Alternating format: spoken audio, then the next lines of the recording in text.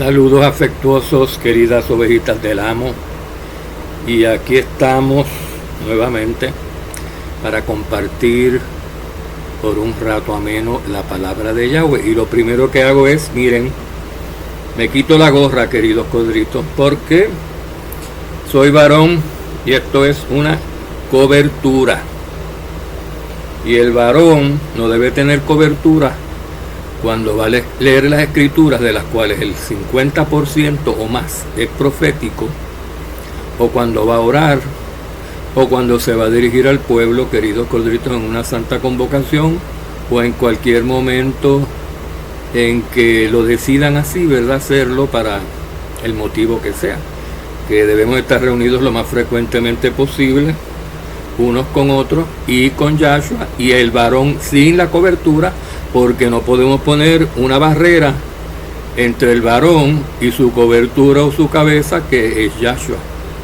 Y como queremos presentarnos ante nuestro amo aprobados, queridos codritos, pues enseñamos y cumplimos a que la mujer se cubra la cabeza con un velo o con cualquier cosa, si va a orar o profetizar, y el varón que haga lo propio para su género, que dice que si es varón no se puede tapar la cabeza para orar o para profetizar, porque estamos esperando recibir palabra de allá arriba, de donde está la cabeza. Esta cabeza está aquí, pero la cabeza de todos nosotros y la mía, la grande, está allá arriba, Yahshua, y de él recibimos palabra. Miren, y queremos recibir palabra inadulterada. Si desobedecemos, los espíritus inmundos que se mueven por todos sitios y que están buscando quien desobedezca para arrastrarlo y para devorarlo, porque ellos andan como leones rugientes, y nosotros les damos oportunidad de devorarnos si nosotros entramos en desobediencia, sobre todo una desobediencia que es un patrón en nuestra vida, como lo que acostumbran, contrario a lo que enseña la Escritura en 1 Corintios 11, a que el varón no debe tener la cabeza cubierta, y ellos enseñan que sí. Entonces, ¿por qué esas personas no enseñan palabra inadulterada?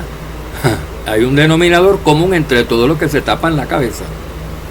Todos los varones que se tapan la cabeza cuando van a leer de las escrituras, enseñar, orar o profetizar, o están reunidos con el pueblo, tienen mancha doctrinal, y no es casualidad, es porque están desobedeciendo.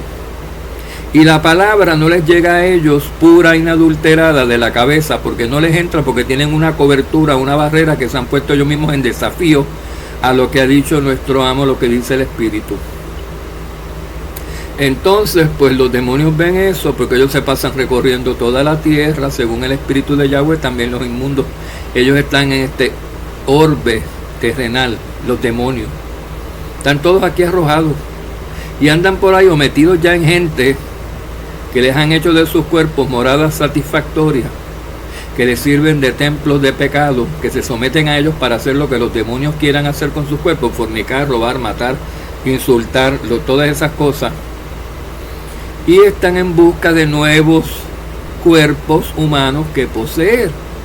Y los cuerpos idóneos para que ellos posean son los que se describen también en las escrituras, los barriditos, pero que se vacían y no se llenan con la verdad, queridos colegas. Si nosotros nos limpiamos en obediencia para obedecer y no obedecemos, entran los demonios cuando ven que estamos todavía en desobediencia y se poseen, porque esa es la habitación idónea para un demonio, un cuerpo que no obedece. Ahí ellos lo llevan a seguir desobedeciendo en otras cosas. Entonces es casi natural esperar que estas personas que desobedecen por ignorancia, por necedad, por lo que sea, igualmente son blancos de Satanás y esos demonios, queridos codritos. Es natural que ellos nos estén enseñando la misma sana doctrina, la misma palabra inadulterada que los que están obedeciendo. Bueno, con esto pasamos a explicar, porque estamos entrando en Yom Kippur, queridos siervos, y ese es el día de la expiación. Ya celebramos Yom Teruah hace aproximadamente 9 días, al principio del mes, el primero del mes séptimo, y entonces el día 10 que viene siendo exactamente el Shabbat semanal, que empieza con la puesta del sol del día sexto o viernes romano, porque así lo llaman los romanos a ese día. Aunque el día existió primero y antes que el día viernes romano, porque el día sexto lo hizo Yahweh en la creación. Y luego los hombres, los romanos, los árabes, los que sean, le pusieron nombres esos días. Y eso, pues allá ellos, el nombre que le quieran poner, nosotros adoramos. Nosotros, nos preparamos para guardar el Shabbat. En el sexto día, llámenlo viernes o llámenlo como lo llame la gente. Y decimos esto para combatir críticas injustificadas de parte de los Shabbat lunaristas, de que nosotros adoramos en el día de Saturno, que nosotros guardamos el día de Saturno el sábado, y eso es falso porque el sábado es una invención posterior romana del Shabbat original de Yahweh. Que no vengan a decir que primero existió el Shabbat, el sábado romano, que el Shabbat original de Yahweh, querido Codrito. Porque el Shabbat de Yahweh existe desde Génesis 1 y el Shabbat romano lo torció Esaú y su descendencia, a quien le llegó por mediación de su abuelo Abraham y su padre Isaac, porque Esaú es hermano gemelo de Jacob, a quien también se le instruyó sobre los puntos básicos de la ley antes de que la ley le fuera dada a todos los israelitas en toda su magnitud cuando salieran de Egipto 430 años después de haber entrado. Todos tenían el mismo calendario original. Toda la familia de Abraham tenían el mismo calendario original. Y los días eran primero, segundo, tercero, cuarto, quinto, sexto y Shabbat, séptimo. Y luego, como no se les fue dada la ley a ellos, a los hijos de Ismael, a los árabes, no les fue dada la ley, empezaron a corromper el calendario porque Ismael se casaba con cananeas y con egipcias y con etíopes y cushitas y mujeres de todas clases. Y hasta con Idumea, hasta con hijas de Edom, hasta con parientas de Esaú se casó Ismael, el tío de Jacob. Y entonces lo mismo hizo Esaú, querido Codrito. Se casó con cananea. Las primeras dos volvieron locas a su madre Rebeca. Las mujeres cananeas me tienen locas ya con sus cosas. Y entonces después ya no se casó con más cananeas porque Esaú se enteró de que su padre le había dicho a Jacob que no se casara con cananeas. Así que el primogénito no se debe casar con cananeas. Y Jacob me está tratando de suplantar como primogénito. Está obedeciendo a mi padre para no casarse con cananeas. Yo también voy a obedecer entonces a mi padre Isaac. Y no voy a casar con más cananeas. Pero ya te casaste con cananeas, Esaú. Ya te casaste con dos por lo menos. Además que la decisión de no casarse con cananeas de Esaú fue temporal. Porque luego se casó con otras cananeas. Con mujeres mezcladas con cananeos, que es lo mismo. Y en vista de que él se casó con cananeas y con gente de Jafet y con gente de los pueblos inconvertidos, y no se casó con israelitas, igual que Ismael, que no se casó con israelitas sino con los que no eran de Jacob, pues no tuvieron acceso a la ley que tuvieron los hijos de Jacob, los israelitas. Y al no tener acceso a la ley, que es la que protege, la que da los estatutos, la que da los preceptos de todos los mandatos que Yahweh da, incluyendo los mandatos sobre el calendario, sus calendarios que empezaron originalmente a funcionar, los de Esaú los romanos y los de Ismael los árabes, pronto empezaron a torcerse y a cambiar de estatutos y a empezar cuando no eran y a poner nombres a meses y nombres a días que no llevaban, por causa de las contaminaciones de ellos al haberse casado con mujeres que eran paganas.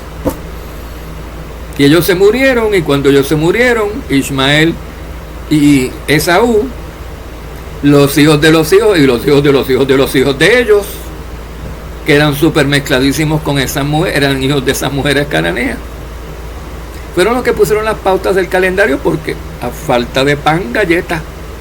Si no tenían la ley, porque no les fue dado a ellos y nunca se les daría, porque la ley era para los israelitas. Entonces, ¿con qué vamos a conformar el calendario? Te preguntarían unos a otros. Oye, Ismael, ¿qué tú vas a hacer con él? ¿Cómo era que abuelo Abraham o Isaac hacen el calendario? Ay, pues yo casi no me acuerdo. Y tú, Esaú, y tú, pues yo tampoco. Pero vamos a imitar el que tienen los israelitas. Ay, pero nuestras mujeres, las costumbres de los pueblos de nuestras mujeres con las que nos hemos casado, pues tienen otro calendario y tendremos que hacer ajustes y una mezcla entre lo de ellos y lo de Jacob para que todos estén felices, porque ellas no van a querer guardar el calendario de Yahweh, porque es el de israelitas y no de ellos. Los calendarios de nuestras mujeres son los calendarios de sus padres paganos, dirían Esaú y dirían Ismael. Y ahí quedó la historia. Y ellos no pueden, ¿para qué se casaron con mujeres paganas? Sus calendarios fueron alterados, pero originalmente eran los mismos. Fueron alterados hasta el punto en que hoy, pues, está el calendario islámico, que es el que tienen los árabes, y está el calendario romano juliano, gregoriano, que es el que tienen los romanos. Y tienen similitudes. Tienen semanas de 7 días, con los mismos nombres, con los mismos numerales, excepto los nombres no, con los mismos numerales, pero con distintos nombres, excepto el calendario islámico, que mantiene los nombres originales: primer día, segundo día, tercer día, cuarto día, quinto día, sexto día y Sabt, séptimo día. El de los romanos se pervirtió más, porque los romanos son menos estrictos en sus cosas religiosas y permiten más la mezcla y permiten más la prostitución y la idolatría que los árabes. Los árabes son más estrictos. Por eso es que ellos tienen un calendario un poco más similar, los árabes hoy, hijos de Ismael, que los romanos. Pero no nos dejamos llevar ni por el calendario romano ni por el calendario de los musulmanes, porque tenemos el calendario mejor, porque tenemos la ley que dice cuál calendario es el que debemos nosotros tener, el original, el que empezó en Génesis. Entonces es una falacia de cualquier Shabbat lunarista venir a decir que porque haya similitudes todavía en la cronología de la semana original entre ambos calendarios, o los tres calendarios, el de Yahweh, que nosotros guardamos, el de Esaú y el de Ismael, los árabes, que nosotros estamos siguiendo el calendario de los romanos o el calendario de los árabes. Eso es ridículo, eso es absurdo. Eso es absurdo, queridos codritos.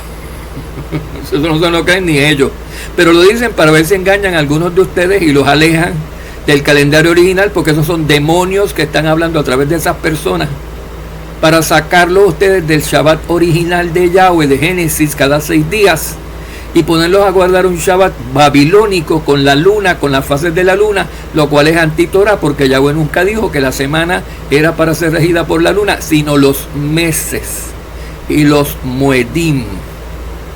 Los Moedim que se mencionan en el capítulo 23 de Levítico, del 4º versículo en adelante, porque los Moedim originales, los Shabbat semanales, se rigen, como dice ahí mismo en Levítico 23, 1 al 3, con el orden de la semana, y suceden cada 6 días, no necesitan de la luna para nada, porque ya están pautados así desde Génesis 1, que Yahweh creó los días y la semana. ¿Entendemos, queridos siervos? No se dejen engañar por personas así. Bueno, entonces, y podremos decirle montones de cosas de los líderes que sabemos, pero ya los agarraré en su día, queridos codritos. Tengan mucho cuidado, que no saben las vidas privadas que viven algunas de esas personas, y tampoco sabrán las nuestras. Pero cuando se haga el examen, vamos a ver quién vivía vidas apropiadas y cónsonas con su vocación y su llamamiento, y quiénes no. Vamos a ver. Y a lo mejor antes de eso, de que venga el juicio, ustedes lo sabrán. Porque ya hay algunos que se están excediendo y hasta se muestran parcialmente desnudos para atraer y seducir a personas, hasta hombres, queridos corderitos. Lo hemos visto. Y no los denunciamos, pues, porque Sabemos lo que puede pasar borran evidencia y luego no tenemos para sustentarla, y no somos tontos, pero se lo decimos y se lo advertimos: investiguen, porque yo lo he visto, y ustedes lo tienen que haber visto, pero si no se fijan bien en la fotito y en la conversación que hay luego entre hombres, entre ese y otros, como rapidito van a encuentros, como se ofrece uno al otro, como si fuera una Jezabel, ustedes no estarían siguiendo doctrinas de ninguno de ellos. Pero si les gusta la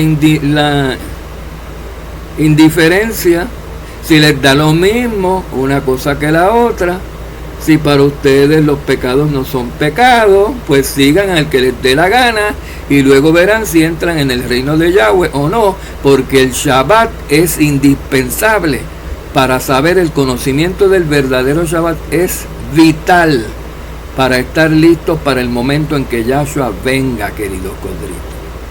Y el que esté guardando días de Shabbat en días que no son como días babilónicos y Shabbat babilónicos, simplemente van a estar guardando y esperando cosas en días que no son y se las van a perder, se lo estamos diciendo. Bueno, vamos a hacer otra advertencia, querido, o instrucción, porque la palabra sirve para todo, es buena para corregir, para instruir, para redarguir, no para debatir. Si vemos mucho debate y mucha renuencia a aceptar lo que dice la palabra, miren, ahí está escrito, decide tú si lo cumples o no, pero en cuanto a mí y a mi casa, a la ley y al testimonio, tú lo que te dé la gana. Porque si Yahweh no obliga, nosotros tampoco, queridos corderitos. Es una decisión, la salvación es personal. Cada quien decide según su libre albedrío. Yahweh nos ha dado a nosotros la facultad de nosotros hacer nuestra voluntad o la voluntad de Él. Y ya está. Y de ahí ya tienes, ¿verdad? Pues ahora, aquí está mi palabra, tú lo obedeces si tú quieres o no. Haces eso o haces lo que te da la gana. Una de dos cosas. Y eso determina el futuro, el destino de la persona por toda la eternidad. Porque va a ser juzgada en base a sus obras, queridos corderitos. Bueno, entonces estamos hablando de que vamos a entrar en Yom Kippur. Ya mismo, queridos siervos. Estamos a ley de casi 24 horas nada más. Y ese día hay que hacer un ayuno desde el atardecer del día 9 del mes séptimo hasta el atardecer del día 10 del mes séptimo, que se llama Eitanim en hebreo o Tishri en babilónico. Fíjense ustedes que los judíos, muchos de ellos, la gran mayoría, no le llaman Eitanim con su nombre bíblico de Yahweh al séptimo mes. Para probar que están contaminados con Babilonia, todavía hasta el día de hoy, 2500 años después de que salieron de Babilonia, hoy han pasado 2500 años más o menos desde que ellos salieron de Babilonia, todavía están babilonizados. Y el 90% o más de los judíos actualmente no le llaman Eitanim al séptimo mes de Yahweh como Yahweh manda que se le llame. Le llaman Tishrei como le decían y le dicen los babilonios. Fíjense para allá. No. Y quieren hacernos creer que Babilonia salió de ellos y que ellos salieron de Babilonia. Sí. Y llaman un mes Tamuz. Que lo aprendieron ¿dónde? No en la escritura, porque ahí no se honran meses con nombres de Baales. Ese mes no se llama Tamuz en las escrituras. Se llama Tamuz, que Yahweh reprende esa deidad, que es el toro, el becerro. En el mes que Aarón hizo el becerro, esa era la constelación Tauro, la que estaba en el cielo. Ese es el mes de adorar a Tamuz, queridos corderitos. Y los babilonios hacían eso, y de Babilonia los judíos sacaron ese nombre, y todavía lo tienen incrustado entre cuero y carne. Para que ustedes vean lo difícil que es para Yahweh y para personas contaminadas el descontaminarse, vaciarse de esa inmundicia, para Yahweh poderlos llenar en sus corazones y en sus mentes con sus leyes, como promete hacer en el nuevo pacto con los que se vacían y se limpian. Él los llena enseguida. Pero los que no se quieren vaciar y siguen insistiendo en llamar las cosas como Yahweh no las llama, y en guardar días que Yahweh no guarda, y fiestas que Yahweh no dio, porque los judíos hacen estamos hablando de judíos inconvertidos, porque por supuesto hay una diferencia entre los judíos convertidos, como el propio Yahshua, como Juan, como Pedro, todos los apóstoles, Santiago, Pablo, eran judíos benjaminitas, eran israelitas realmente, queridos coitos, convertidos a Yahshua, lo que marca la diferencia entre quienes son pueblo y quienes no lo son. Actualmente los convertidos a Yahshua son los del nuevo pacto, los que no están todavía sin convertir, no les ha amanecido, y todo lo que hacen y leen de la Torá es con un velo puesto, porque solamente Mashiach les puede quitar ese velo sobre sus ojos para que vean la realidad, para que lo vean a él en todo el Tanakh, porque Yahshua está en todo el Tanakh y cumplió todo el Tanakh, no cumpliendo la ley precisamente, sino viviéndola él mismo en su cuerpo como esa Torah viviente que es. Porque toda la Torah, todo el Tanakh apunta a Yahshua. Pero los inconvertidos no ven a Yahshua en nada del Tanakh y nada de la Torah. Ese es el problema, porque tienen ojos que no ven y oídos que no oyen hasta el día de hoy. Porque a los que ablandaron sus corazones, él es que escribió su ley por medio de Yahshua, en corazones ablandados y en mentes predispuestas. Pero los que no, él endureció para que no se salven, por lo menos en esta era, en esta etapa de la salvación, que está reservada la salvación solamente para los de su quejilá, su asamblea, su pueblo, su eclesía, su mujer, su Israel del nuevo pacto. Son los que van a, cuando él venga, van a reinar. Ese es el Israel gobernante, que va a ocupar los tronos de reyes y sacerdotes, que son 140,000 de ellos, 144,000 de ellos en el reino, y van a estar asistidos por la gran muchedumbre que no se puede contar, que también van a estar allí transformados espíritus en calidad de siervos del templo, no como reyes ni como sacerdotes, porque no son primogénitos todos los que se salvan. Solamente 144,000 de ellos son primogénitos y tienen doble herencia. Los primogénitos tenían doble porción de la herencia, no una porción sencilla de la herencia como los hijos normales. Los primogénitos heredan doble porción, por eso son reyes y sacerdotes, queridos coleguitos. Y lo serán y reinarán con Mashiach por 1000 años y reinarán sobre las naciones. Perdón, señora Elena G. White, pero parece que usted, no sé qué Torah estaba leyendo, qué escritura, qué Apocalipsis estaba leyendo, pero ahí lo dice, y usted pues dice lo que no es, porque usted enseñaba Torah como una mujer que se supone que no enseñe sin cabeza, sin su cabeza por encima de usted, que es Yahshua, y se supone que si usted tiene a Yahshua por cabeza, usted se tapara la cabeza con un velo antes de enseñar, y usted no lo hacía, ¿verdad? Pero ya está muerta, querido Cristo, ya no puede hacer nada, pero nosotros sí podemos hacerlo, no siguiendo a personas, mujeres que no se tapan la cabeza, o a varones que se la tapan, porque ya sabemos lo que pasa. Miren lo que pasó con ella. Pueden saber un montón, pero de lo más importante del reino de Yahshua que él va a establecer aquí, con quiénes, en dónde y cuándo va a reinar, ella no lo sabía y lo enseñaba como si lo supiera. Porque lo que enseñan los adventistas es que el reino va a estar vacío y despoblado por 1000 años. Y los 144,000 reyes y sacerdotes y la gran muchedumbre trabajando en el templo, echándose fresco aquí. Pues aquí estamos todos transformados espíritus, hechos inmortales, incorruptibles, para ofrecer sacrificios a favor de las naciones, pero las naciones no están. Las naciones, tendremos que seguir echándonos frescos por 1000 años, hasta que dentro de 1000 años aparezcan las naciones. Decía ya que las naciones iban a venir, iban a empezar a ser gobernadas por Yahshua al cabo de los 1000 años, totalmente despistadas, querido. Al cabo de los 1000 años, las naciones ya están convertidas a Israel, ya están todas convertidas a espíritu en la última resurrección. Señora, ¿qué le pasaba a usted? ¿Y qué le pasa a ustedes los que siguen a señoras que no se tapan la cabeza? ¿No les gusta la obediencia a Yahweh? Bueno, tenemos que ponernos las pilas, queridos codritos, porque si esto va a seguir así, no se van a salvar, ni la Odisea se salvaría.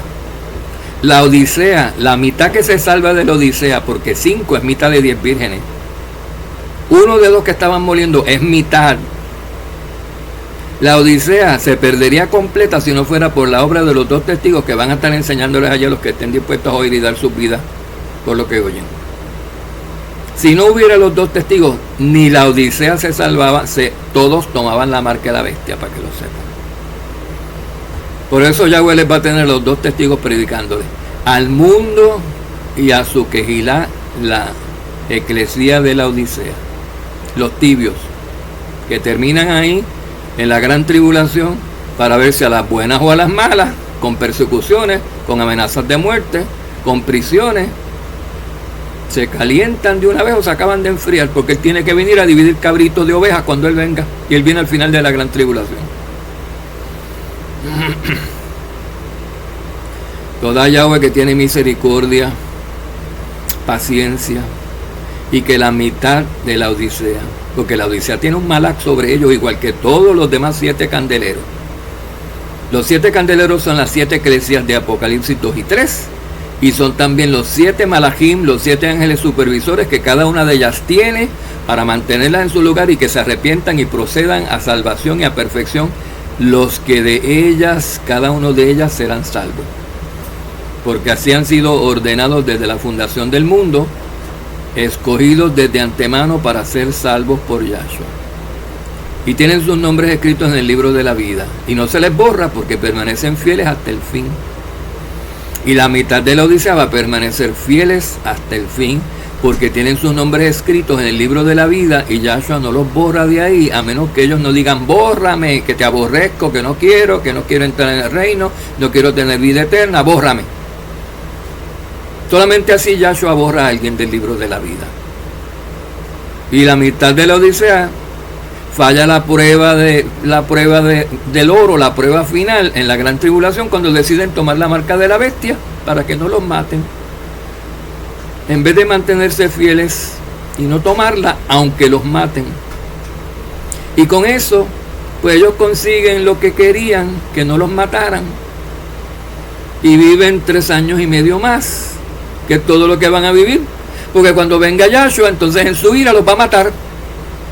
Mientras que los que la bestia mató por no tomar la marca de la bestia, Yahshua los va a resucitar cuando Él venga y los va a meter en su reino y van a vivir eternamente. ¿Qué ustedes prefieren, queridos siervos? Qué bueno, ¿verdad? Vida eterna, fidelidad a Yahshua, amor incondicional por el que murió por nosotros. Eso preferimos nosotros.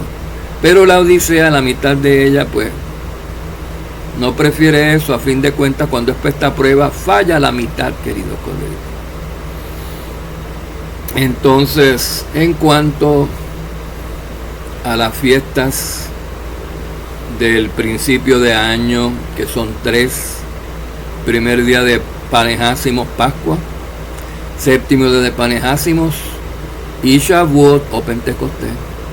Y luego a final de año, al giro del año, en el 7º mes, cuando ocurre el equinoccio que marca el cambio de estación de verano a otoño, cuando ya está la cosecha otoñal lista, entonces se celebran en ese solo mes, en ese único mes séptimo de fin de año, las 4 restantes fiestas o Moed, las 4 Mikrot del Moed tercero de la tercera temporada de fiesta, que es el otoño, la cosecha otoñal. Se celebra el primero del mes, trompeta, Yom Teruah, que ya se celebró. Se celebra el día 10, del 9 al 10, Yom Kippur, el día del ayuno, la aflicción y la expiación. Se celebra el día 15, el día de la fiesta de los tabernáculos, el primer día. Y el día 22 de este mismo 7º mes se celebra el último gran día u 8º día de fiesta, Shemini Atzeret. Y todos estos 7 días, los 3 de las primeras 2 Moedim del año, los que ya mencionamos, que ocurren en la primavera, que son 2, y el que ocurre a principios de verano, que es Pentecostés, más los 4 que ocurren en el otoño, que suman 7 en total, todos les faltan cumplimientos por verse. No es verdad que los de la primavera o los primeros ya se hayan cumplido. No es verdad. queridos cielos. Faltan eventos por realizarse en Pascua, en el día 14 y el día 15, en el día séptimo de la fiesta de los panes y en Shavuot. Pero ¿quién dijo que el Espíritu ya fue derramado sobre la tierra? Como dicen Isaías y como dicen todos esos pasajes que aplican al futuro, al reinado milenario de Yahshua. Ya. Se cumplió parcialmente. Todos esos días han tenido cumplimientos parciales, temporales, parciales, queridos míos. Son cumplimientos no temporales, son cumplimientos permanentes, pero parciales, no totales, no completos. Yahshua viene trabajando y cada ciertas épocas, en determinadas eras marcadas por el Padre, en esos mismos días en que los israelitas en el desierto y antes hicieron ciertas cosas o cumplieron ciertas cosas o vivieron ciertas cosas, en esos mismos días que luego de salir de Egipto también se hicieron ciertas otras cosas, y luego en la época de Yahshua, en la era del Mashiach, se hicieron otras cosas más. Todavía faltan otras cosas más por hacerse en el futuro y en el milenio. Estamos hablando del futuro en los últimos días, que son ya mismo que se van a cumplir ciertos otros aspectos, cumplimientos de esas mismas profecías en esos mismos días. Y luego en el futuro, en el milenio, de aquí a 1000 años, después que venga Yahshua, se van a por fin cumplir a cabalidad, van a venir los cumplimientos finales y totales de todos esos días de fiesta, de todos esos Shabbatot anuales, que son 7, que están en Levítico 23, cada uno en sus respectivos Moedim o tiempos señalados. Vamos a hablar así por encimita, queridos codritos, acerca de Yom Kippur, que es en el que vamos a entrar próximamente. Ese día de la expiación, día del ayuno y la aflicción, día del perdón, queridos codritos, en que ya sabemos en que Yahshua, el sumo sacerdote primero, pues hacía ciertas cosas cuando estaba el templo, el tabernáculo terrenal. Entraba una vez al año, solamente una vez al año el sumo sacerdote podía entrar en el lugar santísimo, no sin sangre, tenía que llevar sangre para hacer la expiación. Y, queridos codritos, primero, por supuesto, se purificaba a sí mismo.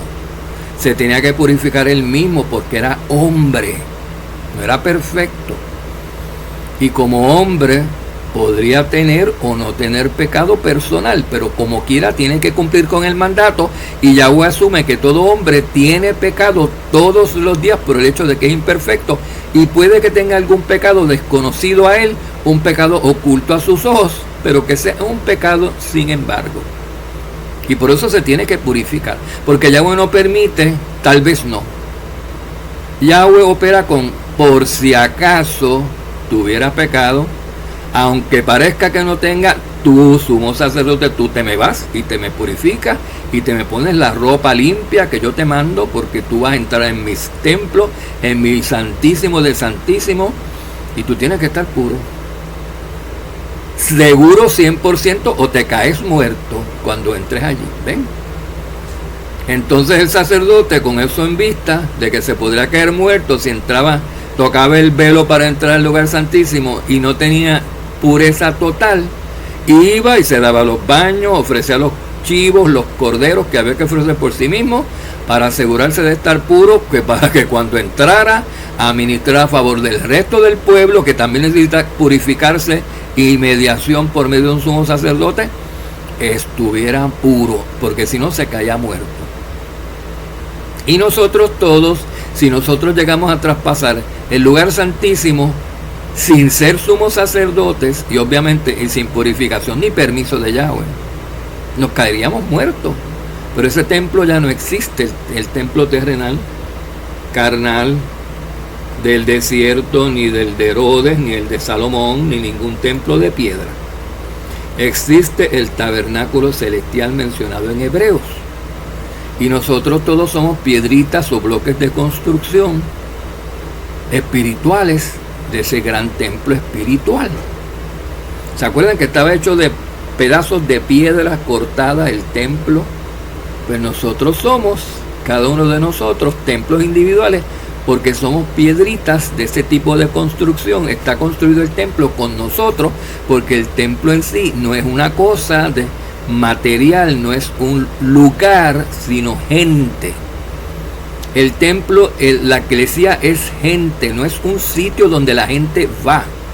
Es un sitio, es gente que es eso, que es templo, que es eclesía, que es asamblea, que es congregación, que es pueblo. Eso es lo primero que hay que entender, queridos cristianos, que algunos vamos a la iglesia, vamos a la congregación, vamos a la asamblea, vamos al templo, vamos al salón del reino. Y pasan 20 años y 30 y llega Yahshua y todavía no saben lo que ellos son, el salón, que ellos son el templo, que ellos son la asamblea, que la asamblea es gente y no un edificio. Triste y penoso es, queridos corderitos. Pero nosotros no, nosotros lo sabemos porque está ahí en Hebreos y nosotros leemos toda la escritura y la aceptamos tal cual es, como verdad. Entonces, queridos siervos, sabemos que hay un templo y que de ese templo, estando en función, entró en función cuando el sumo sacerdote se desgarró la ropa, cuando le dijo blasfemo a Yahshua, cuando estaba arrestando a Yahshua en el 14 de Abib. Ahí mismo, antes de su muerte, el sumo sacerdote se rasgó sus vestimentas. ¿Y qué pasó ahí con ese sumo sacerdote terrenal? ¿Qué dice la ley que pasa cuando el sumo sacerdote se desgarra la ropa? Que le está prohibido desgarrarse, se descalifica. Ya no puede ser más sumo sacerdote, queridos corderitos. Y le pasa el mandato a un sumo sacerdote que no se haya descalificado, sino que califique. Y ese fue Yahshua. Entonces, ¿qué pasa, queridos corderitos? Con la ley hay un supuesto cambio. Si hay un cambio en el sacerdocio, hay un cambio propicio y un cambio relativo a lo que ha ocurrido en la propia ley. Para operar ahora bajo las leyes del templo del cual Yahshua es y se ha convertido en sumo sacerdote, que es el templo celestial, porque Yahshua, siendo judío, no era del templo terrenal, porque tenía que ser levita, hijo de Aarón, para ser sumo sacerdote, pero como quiera, esa ley y ese templo terrenal levita había sido dada como copia y sombra del sacerdocio y del templo ya existente en el cielo, que no tenía nada que ver con que fuera levita ni fuera de ninguna tribu en particular. Bastaba con que fuera sumo sacerdote Melquisedec, y lo era. Representativo de las 12 tribus, las cuales también tendrán su sacerdocio, cada una de ellas, de esas 12, cada una con 12,000 miembros sacerdotes en el templo, cuando venga Yahshua a su reino, y el templo abra sus puertas y se ponga a funcionar. Entonces se descalificó el sumo sacerdote cuando se rasgó las vestimentas, y si hubiera sido fiel ese sacerdote, se retraía, se iba a su casa, escondía la cabeza en la arena como un avestruz en la vergüenza que de lo que hizo, y mandaba a buscar otro sumo sacerdote rápido para que lo sustituyera, y no lo hizo. ¿Por qué? Porque tenía que operar descalificado para que Yahshua obtuviera la calificación. No lo fue sustituido por ningún sacerdote humano. Ese sacerdocio levítico fue sustituido por el sacerdocio celestial de Yahshua, de Melquisedec. Entonces, queridos corderitos, ese sacerdote continuó oficiando los ritos del templo durante todo el 14, durante toda la matazón de las ovejas que se iban a comer los israelitas para la cena de la Pascua, esa misma noche al atardecer, siendo que estaba descalificado. Al otro día, Pascua, día 15, primer día de los panes, día Kadosh, santa convocación, ofició la santa convocación, querido siervo, ofició en el templo ofreciendo sacrificios, ese sumo sacerdote, los sacrificios a Yahweh, los sacrificios, las ofrendas de paz, las ofrendas por el pecado, todo lo demás estando descalificado. Lo que quiere decir que todo lo que ese sacerdote ofreció en ese altar, de ahí en adelante, desde que Yahshua murió en adelante, Yahweh ni lo miraba. Para Yahweh no significaba nada porque ese hombre estaba desautorizado por Yahweh porque se había descalificado a sí mismo. Hasta el día de hoy.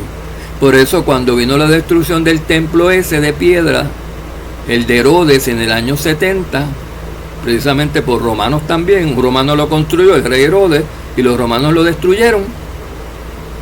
Yahweh no se inmutó ni dijo, ¡ay, qué pena! Se me quedaron mis hijos sin templo. Desde el año 30 que Yahshua murió teníamos templo, el celestial, y sumo sacerdote Yahshua, el celestial, lo teníamos. Yahweh dijo, qué bueno, a ver si ahora estos que dependían del templo de piedra, del sacerdocio levítico terrenal, a ver si ahora se ponen las pilas y se dan cuenta que no necesitan templo, que por eso se los mandé a tumbar. Y van al mediador del pacto nuevo, y el mediador, porque sacerdote quiere decir mediador. Y van al sumo mediador mío que yo he puesto, que es mi hijo Yahshua, sumo sacerdote para siempre, según el orden de Melquisedec. A ver si ahora, a falta de templo, dicen, tenés razón Pablo, tenés razón Juan, tenés razón Yahshua, tenés razón los apóstoles. Vamos entonces a aceptar que él es el mediador del templo, de un mejor templo y de un mejor pacto, y entramos con ellos al pacto y nos salvamos. No, 2000 años después que tumbaron el templo, hoy todavía están queriendo que se reconstruya un templo de piedra para ofrecer sacrificios animalitos allí, en altares de piedra. Todavía no lo aceptan. Tienen que entrar en gran tribulación y le tienen que volver a tumbar cualquier templo que hagan, impedir cualquier sacrificio para que entren en razón por vez final. Los judíos inconvertidos y todos los que los siguen ellos en su derrotero. Ven, queridos cuadritos. Entonces hay un aspecto muy importante cuando sucedió el desgarre también del velo del templo, que sucedió eso en el templo terrenal que estaba sobre el monte Morilla en Jerusalén, en el momento en que Yahshua murió. El templo terrenal de Herodes estaba en pie, donde siempre había estado, en el monte Morilla en Jerusalén, con su velo separatorio entre el lugar santo y el Hakodesh de Kadoshim. Y cuando Yahshua murió, se desgarró el velo de un lado al otro y se abrió el velo que separaba el lugar santo del lugar santísimo.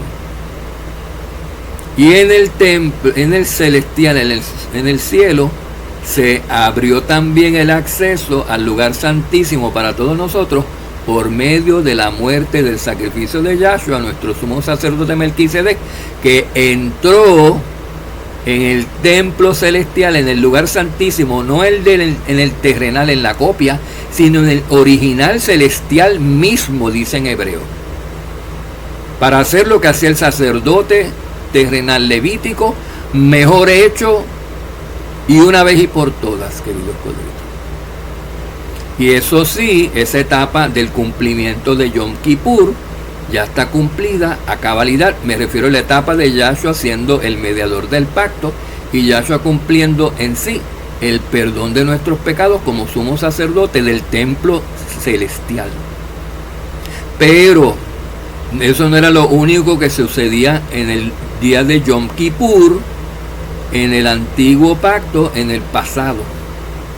También ese mismo sumo sacerdote mandaba a buscar 2 chivos machos, 2 machos cabríos. Uno le ponían el nombre de Azazel, echaban suerte, y el que caía la suerte sobre Azazel, ese representaba a Satanás, y el que caía la suerte sobre el chivo de Yahweh representaba a Yahshua. Y el sumo sacerdote que representaba a Yahshua, ese sumo sacerdote levita arónico que representaba a Yahshua, era sacerdote y era ofrenda al mismo tiempo, porque uno de esos 2 chivos que le estaba ofreciendo o que estaba consagrando era por Yahweh, que era representativo de su hijo Yahshua, o sea, del sumo sacerdote Yahshua. Asimismo, Yahshua fue sumo sacerdote, ofreció el sacrificio y se ofreció a sí mismo, fue el que ofreció el sacrificio y fue la víctima del sacrificio a la misma vez. Yahshua, querido cosito. porque él, siendo sumo sacerdote, se ofreció a sí mismo por nosotros. Y ningún sumo sacerdote ha hecho eso, porque no lo pueden hacer, porque no son perfectos. Yahshua era el único perfecto. Pero en cuanto a la etapa que no se ha cumplido de Yom Kippur, y por eso nosotros tenemos que seguir guardando todos estos 7 Shabbatot, y lo hacemos una vez al año en sus tiempos señalados. En Levítico 23 están los días de cada mes, cuando eso, o de cada lunación, de cada mes lunar, cuando cada uno de esos 7 Shabbatot anuales que se celebran en determinados días del mes o ciclo lunar, se deben de estar celebrando. Nosotros los celebramos todavía. ¿Por qué? Porque la ley no ha sido cumplida todavía, la ley no ha sido hecha válida. No puede pasar una jota ni una yod de la ley hasta que toda ella no haya sido cumplida en el reino, y no estamos en el reino, queridos judíos. Entonces vamos a ver primero qué pasaba a nivel terrenal, qué más pasaba a nivel terrenal en Yom Kippur, además de que el sumo sacerdote arónico entraba al lugar santísimo atravesando el velo una vez al año, y después no podía entrar más, ni nadie podía entrar tampoco allí, porque el velo se sellaba y estaba prohibido cualquiera que en cualquier otro día entrara, y solamente en un día se puede entrar allí, y tenía que ser el sumo sacerdote y tenía que estar limpio por completo.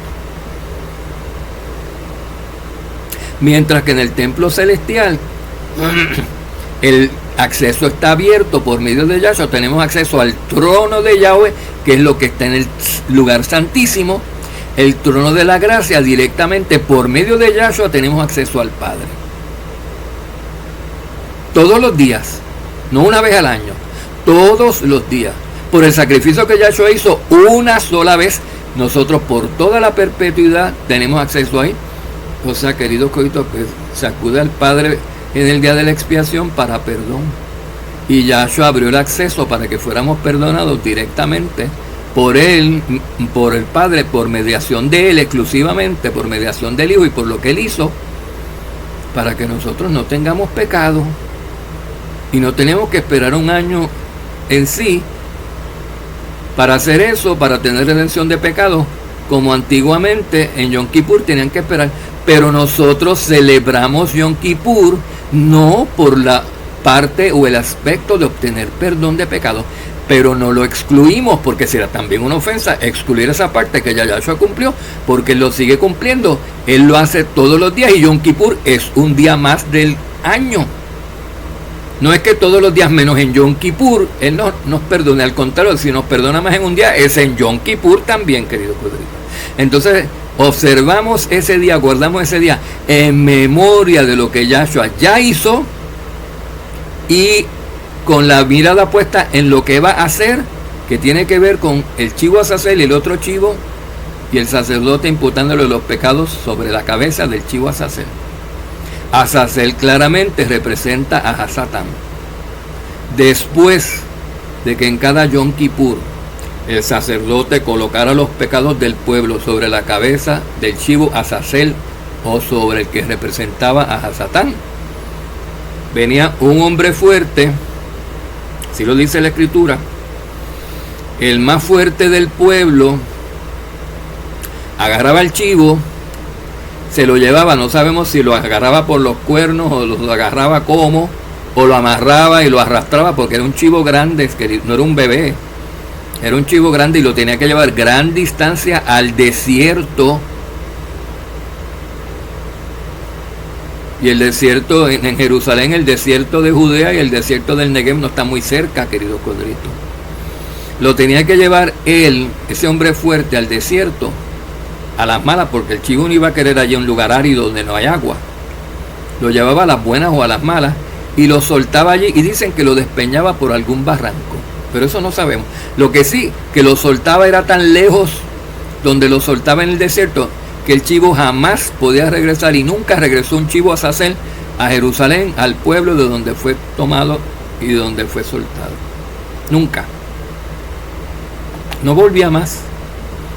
Entonces, queridos, en vista de que el chivo Azazel le representaba a Satanás, y que el sumo sacerdote que representaba a Yahshua le colocaba los pecados o la culpa de todos los pecados en la cabeza a Hasatán, significa lo que dice que va a suceder en Apocalipsis. Que cuando Yahshua venga, querido Codrito, el hombre fuerte Mijael, el arcángel Mijael, que es el más fuerte de los Malaquim, el poderoso que protege a los hijos del pueblo, a nosotros, a los el pueblo de Israel, Miguel, el arcángel Miguel, va a agarrar otra vez al hombre fuerte, a Satanás, y lo va a atar. Cuando dice con el ángel lo ató y lo arrojó al abismo por 1000 años, eso es representativo de lo que se hacía con el chivo Azazel.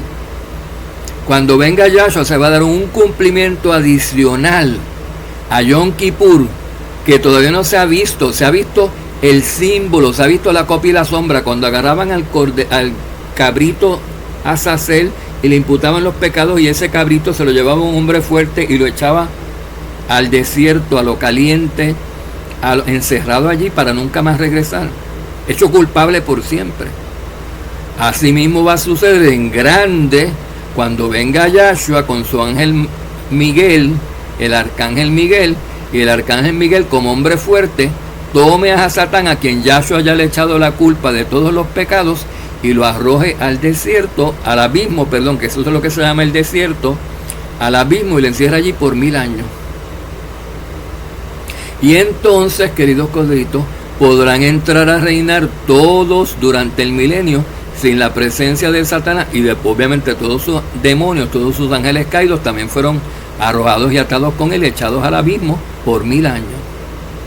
Cuando se cumplan los 1000 años, va a haber otro cumplimiento más de Yom Kippur. Porque ahora resulta, queridos codritos, que Yahshua los soltó.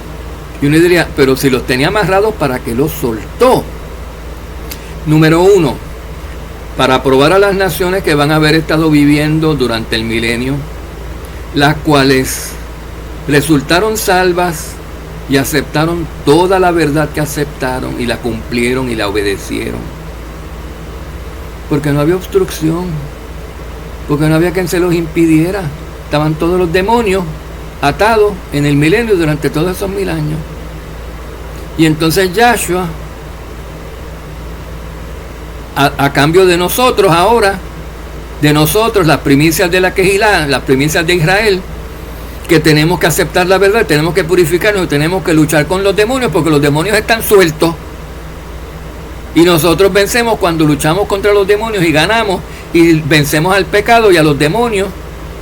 Y entonces así tenemos pues la medalla, la corona, el cetro, el trono que nos es prometido, y la salvación y la eternidad que nos es prometida. Pero los del milenio, los de las naciones, durante todos esos 1000 años les es prometida lo mismo: salvación, eternidad, incorruptibilidad, cuando venzan. Pero ¿qué pasa? Que ellos han aprendido y han sido obedientes sin los demonios, sin tener que hacer una lucha con los demonios, porque los demonios les estuvieron atados. Entonces Yahshua no les puede otorgar incorruptibilidad hasta que no los pruebe soltándole los demonios, a ver si se mantienen fieles y firmes, o si caen, o si son arrastrados por los demonios. Entonces los demonios son soltados con ese propósito y con otro más, de que les tiene que juzgar ahora por tratar de seducir a los del pueblo convertidos. Yahweh tiene que juzgar a los demonios definitivamente, y que toda la humanidad triunfante sobre ellos los acuse de vuelta, y por eso los tiene que soltar, porque casi todos los que van a estar durante el milenio, al final de los 1000 años, van a resultar fieles a Yahshua, aún soltándole los demonios. Entonces van a vencer a los demonios por segunda vez al final de los 1000 años. Y ahora se cumple el cumplimiento final y cabal de Yom Kippur, de los demonios ser exterminados y alejados y sacados del pueblo para siempre. Cuando Yahshua entonces agarra a Satanás y a todos sus ángeles y los arroja no al abismo temporalmente por 1000 años, sino al lago de fuego como su lugar de residencia permanente y eterna. Ahí es cuando tiran a Azazel al lago de fuego, cuando arrojan a los demonios, a Satanás y todos sus demonios, al lago de fuego que arde con azufre, donde serán afligidos día y de noche y no tendrán paz, queridos corderitos. Ese es el cumplimiento final. Eso sucede exactamente al final de los 1000 años o del séptimo milenio. Y Yahshua dijo que ahí, cuando se cumpla toda en el reino, entonces se podrán remover Aleph y Tav. Ya tal vez no habrá que celebrar Yom Kippur, porque ya se cumplió. No habrá que celebrar la fiesta de los tabernáculos, porque ya se cumplió cabalmente también. ¿Y cuál es el cumplimiento cabal de Sukkot? Pues los cumplimientos que hemos estado viendo pues son variados. Primero se nos dice que representa, se celebra en cumplimiento de cuando los israelitas estuvieron en tiendas temporales, en cabañas, viviendo en el desierto, en tabernáculos temporales, que hasta el templo era el tabernáculo temporal. Todo era temporal durante esos 40 años. Entonces después, queridos codritos, vemos que nuestra existencia en este planeta, aún después de haber entrado a la tierra de la promesa, o donde quiera que estemos en este mundo, como quiera, es una transitoria, temporal y pasajera, porque no somos de este mundo, somos extranjeros y peregrinos. Entonces andamos en una tierra que no es de nuestra posesión, porque le pertenece a Satanás y a la gente y a las naciones, y han vendido la tierra, que Yahshua dice que no se puede vender porque eso es de él, y han hecho cuanto de para usted, y han dañado la creación y la han contaminado con cuanto cosa hay. Y nosotros, espérate, este mundo yo no lo quiero, esto no es lo que Yahshua me tiene prometido. No sé, esperen, ovejitas mías, ustedes tendrán el mundo limpio, puro, de paz y de justicia que yo les he prometido, pero primero tenemos que dejar que este se cumpla, que Satanás reine aquí por 6000 años, y entonces después cuando yo venga a reinar, fíjense ustedes, cuando yo venga a reinar, los cambio a ustedes de tabernáculos temporales y de estar viviendo en un mundo temporal como peregrinos y extranjeros, y les doy su patria propia. Adivinen qué, el planeta completo lo voy a dividir en 12 porciones y le voy a dar una porción a cada una de las 12 tribus y a cada uno de los 12,000 sacerdotes que van a componer cada tribu. Y ustedes serán eternos, inmortales, incorruptibles, y tendrán la tierra por herencia perpetua. Entonces, otro cumplimiento más de la fiesta de los tabernáculos.